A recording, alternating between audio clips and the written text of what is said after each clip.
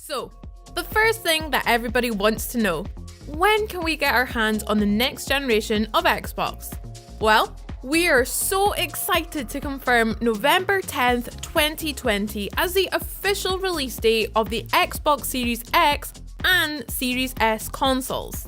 Pre-orders will begin from September 22nd for both, so it might be worth setting those reminders right now to avoid missing out. Next, I suppose you'll want to know about the prices, right? Well, we've got you covered there too. If it's pure power you're after with the Xbox Series X, you're looking at £449.99 to buy outright, or just $28.99 per month on Xbox All Access. So for our US fans, that's $499.99 and €499.99. And for those who don't know what Xbox All Access is, it's a way of combining an Xbox console and an Xbox Game Pass Ultimate subscription into one monthly cost, with no upfront payments. Pretty cool, right? Anyway, back to the consoles. And if the newly announced Xbox Series S takes your fancy, frankly, it's a bit of a bargain. It's going to cost a cool £249.99, $299.99 in dollars and euros. Or if you want to take advantage of Xbox All Access, it's just £20.99 per month. Crazy! Better start saving those fivers because the 10th of November isn't far off. Just over 2 months to go. Ah! But in the meantime, let's take a bit of a closer look at the newly announced Xbox Series S console itself. Take it away, Henry. The Series S is a true next-gen console. We don't know all of the specs just yet, but it'll contain a lot of the same features we've been hyped for with the Xbox Series X. Take, for example, the storage. We're looking at a 512GB custom NVMe SSD. And you might want to be calling it a hard drive out of habit, but technically it's not, because SSD actually means solid state drive, which means much faster loading and seamless switching between games. And just to give it even more of a boost, the whole thing is powered by Xbox Velocity architecture, which basically puts the fast forward on all of those important processes. And to make sure you can take full advantage of this speed, it'll have ultra low latency, so your inputs are reflected in-game quicker than ever before.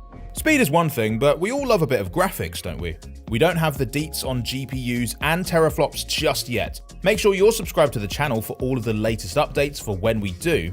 But the most important stats that you need to know are that the Series S will run games at 1440p resolution with frame rates of up to 120 FPS. There's also 4K upscaling for games plus 4K media streaming. Pretty sick. The console also supports variable refresh rates to sync up the frame rate of games with your display. Variable rate shading to squeeze the best possible graphical performance out of the hardware, and yes, DirectX hardware accelerated ray tracing. In case you've been hiding under a ray tracing resistant rock for the past few months, this technology lets games accurately simulate the way individual rays of light travel and bounce off objects for more realistic shadows, reflections, and lighting effects. There's a lot of science to dig into here, but let's just say it's gorgeous and leave it at that.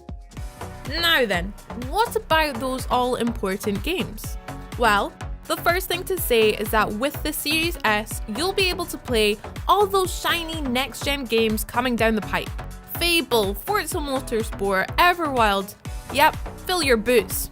But thanks to Xbox's commitment to cross-compatibility, it'll also let you play games from the 3 previous generations. Literally thousands of them.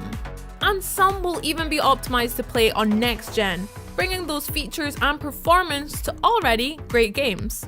Plus, with Xbox Game Pass subscriptions carrying right over between consoles, that means you can guarantee at least 100 games you can play on launch day, even if you've never bought an Xbox game in your life. Nice.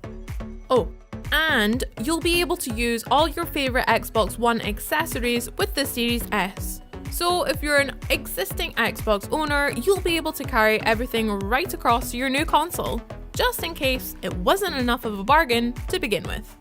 That just leaves the form factor, the physical design of the console itself. The big thing to know here is that the Series S is nearly 60% smaller than the Series X. In fact, it's going to be the smallest Xbox ever, so that means less than the One S, which is already a petite 23 by 29.5 centimeters. So pretty snug, and ready to nestle right in next to your TV. It's rocking a sleek design featuring black circular vents on the side, a USB port and a sync button. And of course, that Nexus power button. Note that it's sideways in this image, meaning the console can be laid flat as well as stood up, whatever works best for your setup. You might have also noticed there's also no disk drive, which means this is going to be all about the digital games. Again, perfect for any Game Pass fanatics out there. Oh, and just in case you didn't notice, it's white with a matching white controller, so there'll be no difficulty telling it apart from the obsidian obelisk that is the Xbox Series X. We can't wait to find out even more about the next generation of gaming.